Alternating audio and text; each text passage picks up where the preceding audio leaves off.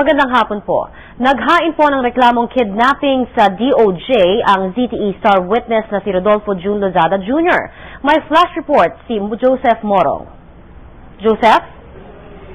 Yes, Connie, formal na nga naghain ng reklamong kidnapping itong si Senate star witness June Lozada dito sa Department of Justice laban sa mga sumusunod na tao. Itong si DNR Secretary Lito Atienza, na Assistant General Manager Angela Tutubo, Rodolfo Valeroso, PSPO Paul Mascarinhas, PNP Director General Avelino Rason, at si Chief Superintendent Romeo Hilumen. Nakausap natin itong si Lozada habang nagsusubscribe siya ng kanyang complaint affidavit at sinabi niya na noon daw na dinukot siya, nung February 5 nung dumating siya ay nag-motion daw yung mga kasama niya sa kotse na tila may gustong gawing masama sa kanya.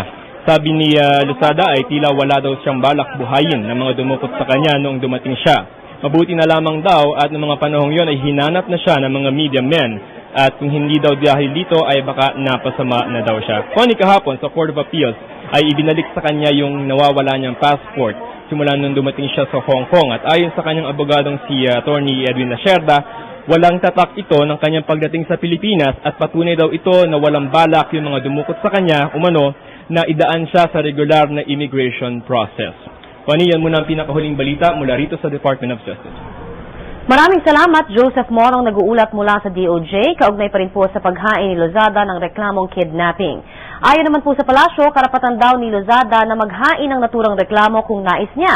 Pero pinapaalala ng palasyo kay Lozada na mananagot din siya sa anumang maling akusasyon na ilagay niya sa reklamo. Para sa Flash Report, ako po si Connie Season, proud to be Kapuso.